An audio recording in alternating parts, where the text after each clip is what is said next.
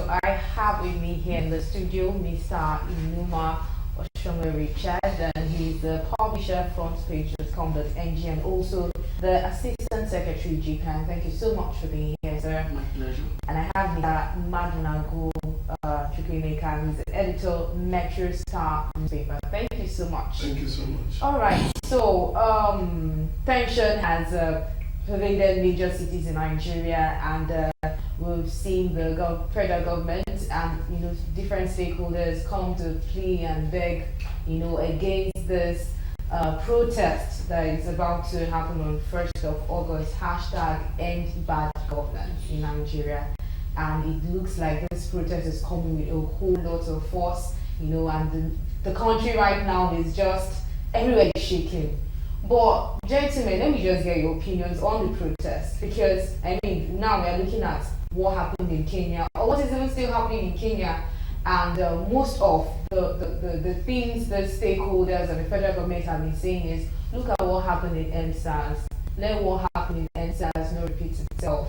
But the organizers are still hell bent on saying we must still go ahead with this protest.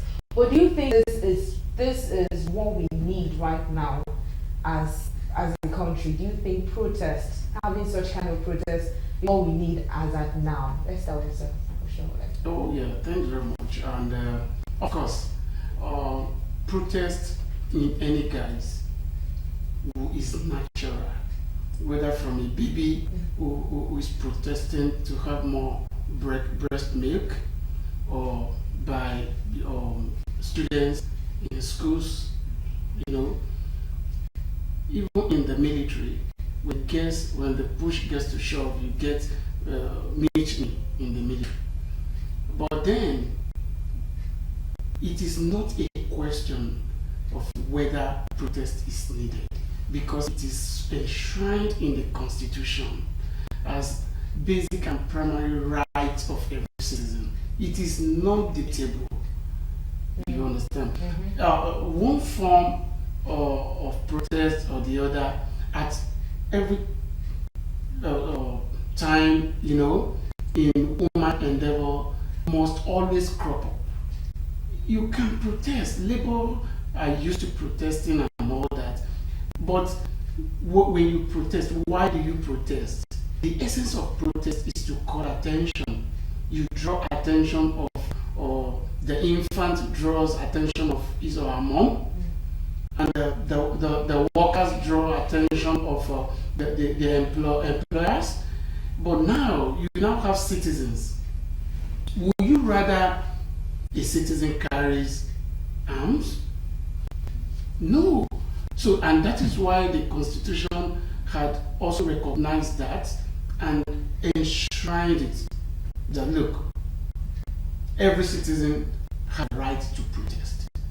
And that protest also helped the government, and when I say the government, the individuals in authorities at different levels of governments, local or state and or federal, to also break away a bit from the sycophants around them and listen, to the guard on streets. Take a pen and paper. Take notes of what people are saying for once. Like we are always on this program. But do we have to have a protest? Yes. For the president to listen? Because yes. It looks like these are some of you have to take an extra step to get the attention of the government, which should be a problem. When it seems government is not listening, there must be protest.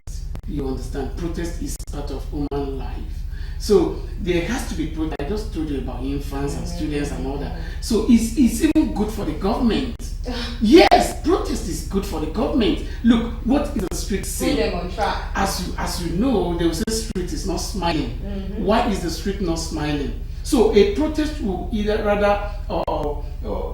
give you what you want to hear, or what you do not want to hear. Yeah. And as a servant leader, it will help you to be objective the way you handle affairs of the citizens. Okay, let's have Mr. Madunagu in. But so part of the reason why I'm asking the question was because because of so many people coming to say, oh, don't protest, we had the defense headquarters come out to say that the declared planned protest has the potential to degenerate into anarchy and a reign of terror. The same defense headquarters had in the past sponsored protesters to Unity Fountain against Amnesty International in the Buhari administration. Why didn't it degenerate into anarchy? We don't have many protests. We can't have many protests in favor of the former chief of army staff, Buratai. Yes, that was sponsored by them. Why didn't it generate into anarchy? How come pro-government protests don't degenerate into anarchy? But it's when the citizens want to protest to degenerate into anarchy. Who controls the thugs, the hoodlums? Who controls the people they say we hijack the protests? We saw what happened in Abuja now during the NSAS protest. How people were killed in Abuja. Who killed them? In Lagos, who attacked protesters? Who shot at protesters? Was it the people who shot at themselves?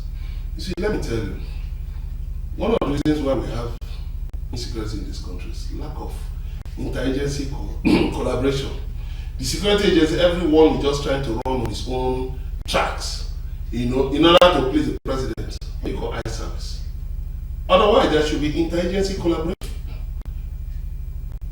Everybody is trying to say, be as alarmist as possible. The DSS say they have a plan. People want to overdo. Every time the DSS keeps uncovering plot of every government, uncovering. Go and check how many. Uncovering.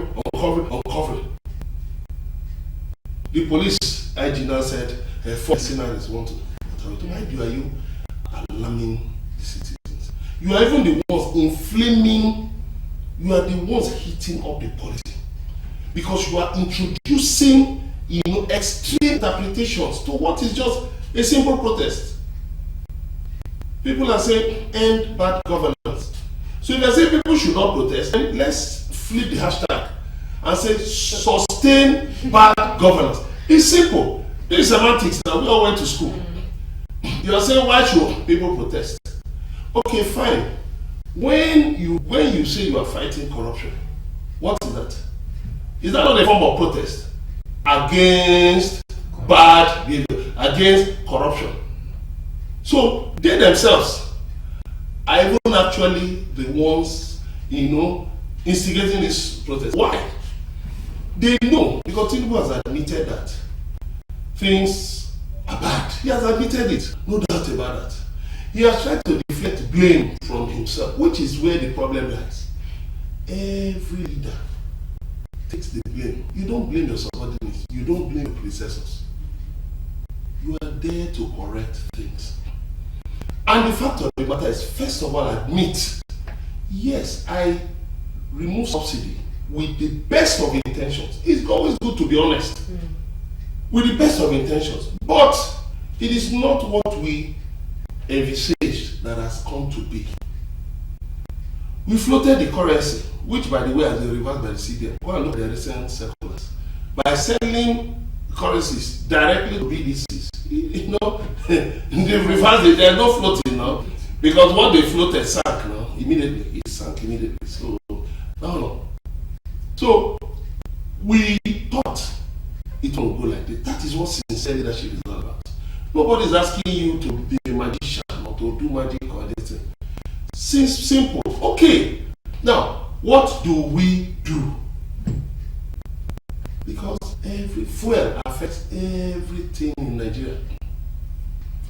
If the price of fuel, for instance, drops from the 8, it has dropped to 100 naira now. In some places over 1,000. If it drops to 400 or 300 naira now, today, I can assure you in the next 2 hours, prices of things, Gary or whatever, will drop. It's as simple as ABC. Then, you reach the people. People want actions, not threats. Because even the security agencies have been affected by the situation in the market. So it's not as if maybe they are living in a easy. You see, it's the political elite, the power elite that are living in a bubble. Like one governor was asking, why are people protesting? I mean, it is in let me tell you, if Atiku wanted to be where the president and this was happening, Tinubu would have led the protests. Yes, there's a fact now. At least I've been a reporter for over 30 years. So I've seen so much. In over 30 years, I've seen a lot. I've covered protests. Next year we'll make it 30 years of the Nadeko Yaba rally. You know, where you had Shoinka, you had Nahoro, you had Bekor Askuti, you had Femi Aborisha, you had leading, you know, pro-democracy elements at that rally. I was a young reporter then. Some people were almost fainting because police were firing tear gas everywhere. I had to use my money as a young reporter to buy pure water. That's when I even got to know what pure water was. You know, because people needed water. So that people would not start collapsing. I had to just say, okay, take. I didn't mind trekking back to the office, you know. But at least let these people not collapse. I covered rallies under the military where soldiers were shooting at people. So when you are saying, Tinubu has said that that the protest he led was violent. Now let me tell you something. You know, we were also participants so, and our brains are still working very well. Every protest has good intentions. It is the government in power that usually infiltrates it with their agents, and their resort to pulling things, destroying things, you know, so as to give it a coloration of violence. That was what was happening under the military. People who were shot under Abacha, was it the protesters that shot them? Yes, I know.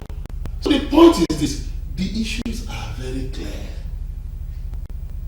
You know, there's nothing. If there are things you can deal with now, immediately, a bag of beans is approaching 300,000 naira, and you are approving 70,000 naira minimum wage. It's a joke, you know. So the issue is very simple. The first subsidy you increased has torpedoed the first subsidy, you removed has torpedoed everything in the nation. Find the solution. Find a way for fuel prices to come down. Because by the way, you're even paying subsidy. Whether you like it or not, they say landing costs 1,117 naira. And then fuel between 6 something and 800 naira. So who is fooling who? So just be honest.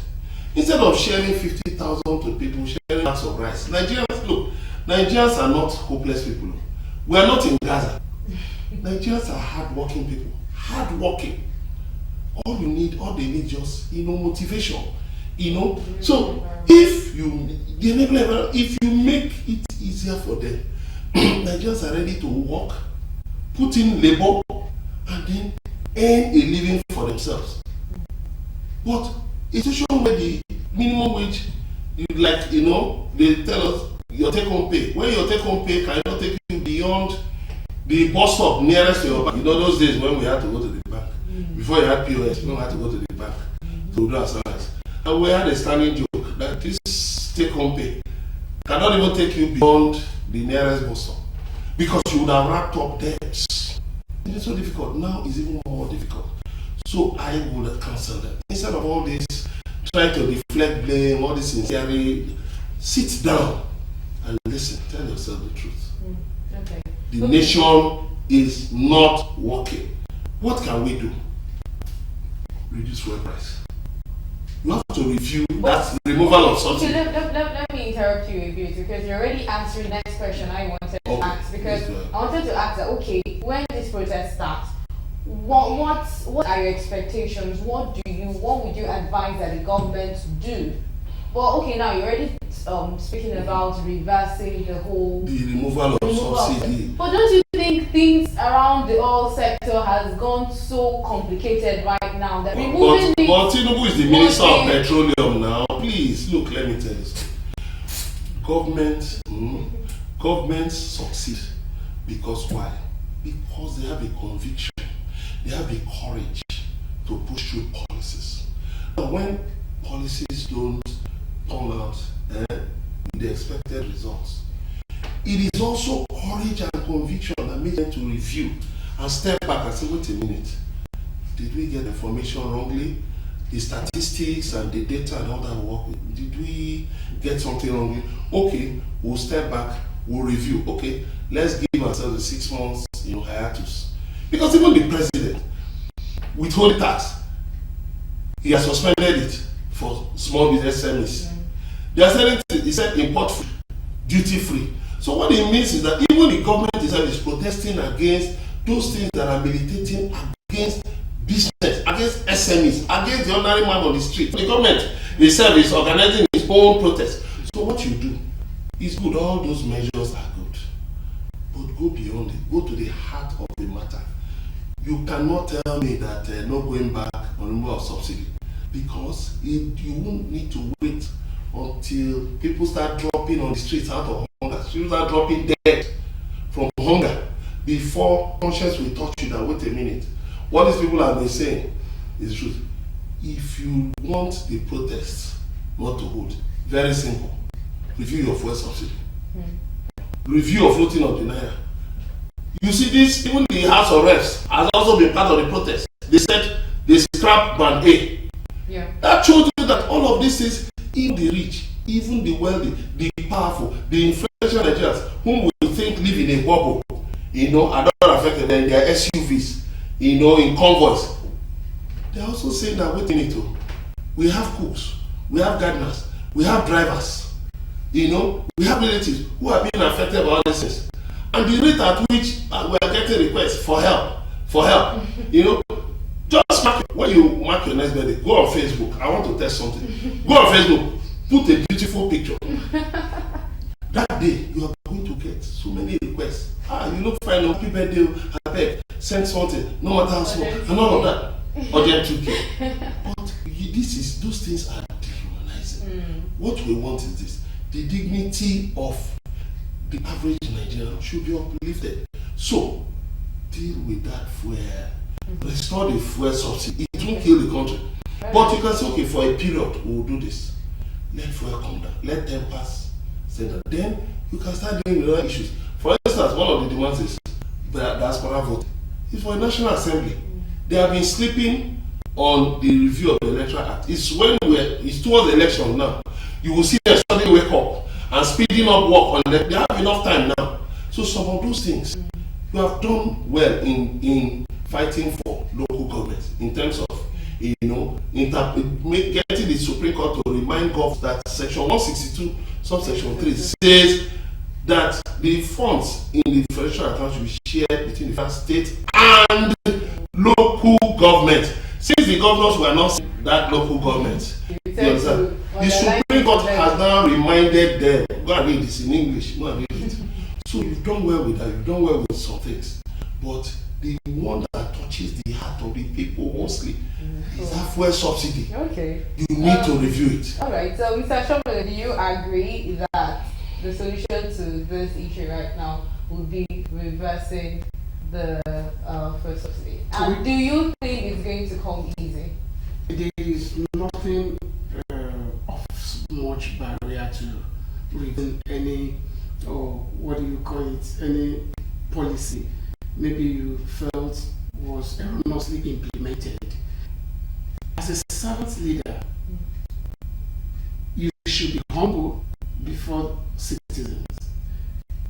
I always say, not only do we have a civilian administration, we have a NADECO activist in Nasrok who had been in thick of, advocating for rights of citizens over the years, who had been involved in welfare activities even at grassroots. So you could imagine that kind of disappointment that had come with that kind of disgruntledness, of the performance of government. This same man is heading. So what I'm saying is this: the cost of governance. See, it goes beyond reversal of fuel subsidy or others. Okay. The cost of governance. You can't live as a king on loans. You can't live as a king on loans. I caught your attention to the video of or the Nigerian president in the Netherlands, after his own vehicle, he only had the luxury of another one. Just The video to is make right there. But right here, we have almost 30. 30 or 50. No, I want to be conservative now. I want to be conservative. So what I'm saying is that, look, you can't live as a king on borrowed monies. And we do that at local government level, the houses of assembly, the governors, the ministers, the presidents. Come on. It goes beyond reversal of fuel subsidy. You must call cost of government. When General Murtala Muhammad was assassinated, how many vehicles were in his convoy? When President Azikiwe was a ceremonial president, Tafawa Balewa, how many vehicles? Come, the death of low profile. Why did he? I mean, who killed it? So you now have this culture of extravagance and all that. Who are you trying to impress when you have about 22 million kids out of school? Let's come back to protests. I told you that protest, as I didn't say that, is in the constitution. Now it is ridiculous when Governor Zodima said the APC governors, as rightly put, they were kind of helpless as to why people were even protesting. That shows you the disconnect. Now, leaders must not be that disconnected and from the followers.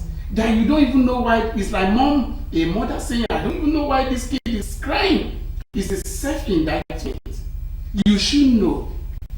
Why are they not happy? Because the child should be laughing, smiling, and allow the mom to rest and sleep and walk.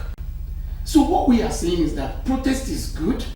It draws attention to things, sycophants around you. Look, we've seen Wadanas in this country. We've seen Chukwumerije in this country. And we thought we would never find those again in the corridor of power. But just almost it's like bad dreams, coming to play. In reality, you then have the Ononuga, the Ononuga, who was a kind of in the media, the newspaper, having to, oh come on, you say something without facts, and IG of the country says something else. IG said he got intelligence about some people like this, but you pointed finger at someone that IG did not point finger at. So you can see that this is not the kind of outcome that we envisaged will be accredited to President Bola Ahmed Tinubu. He had been known over the years to be a welfareist, an activist, a protester himself.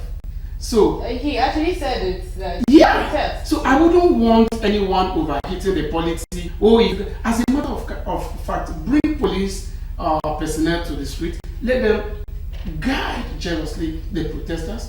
Let no thug infiltrate. You saw what happened during the administration of Goodluck Jonathan. Area boys, the thugs, took cutlasses, went after people. It's on Ikorodu Road. We don't want to have that. Even NSAS too. Even NSAS, you have people protesting. And there were videos of them. And you wait there at night. There is no reason for anyone involving military in all this. Look, it's a civil thing. Police are there as service. I hate calling them police service, police force. They should be police service, and they are there to make sure intelligence gathering as primary, prerequisite to whoever is going to infiltrate or not. They are there to nip it in the bud. Don't come and alarm. Well, anarchists are trying to do. No, don't tell me.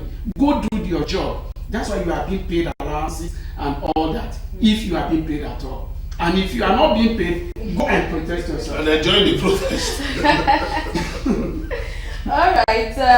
With that being said, we are all waiting to see what happens 1st of August, and we hope and pray We that. don't want to wait if people are hungry as we speak. Well, it Look, looks let me like just quickly. everyone's attention No, I'm is sorry. on Let me just 1st quickly add August. something. Okay. In fairness to the president, I think he's in a tight corner in terms of upgrading the governors. The president acknowledged when he came into office a year ago, he set up a presidential council on food. He actually declared a state of emergency on food insecurity. What happened to the committee? Dead. Okay, he released money for food to be shared to Nigerians. Where did it end up? How many Nigerians got? He released constitutional cash grants. How many people got? Then there was the controversy that he released whether he gave money to senators and members of the House of Reps for food. Those don't deny it, but some said it's true, he gave. So that even shows that even the president himself acknowledges that there are fundamental problems. So let him take action now. It is not, don't listen to all these people, don't listen to all these psychophants, all these eye service people. Look, Mr. President, the buck stops at your table.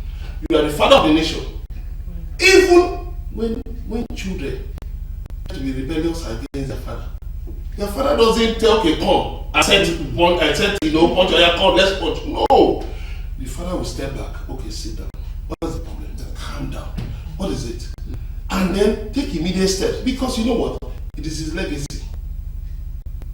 If you fight your children on the streets, if you and your children fight on the streets, people will clap for you. Very good.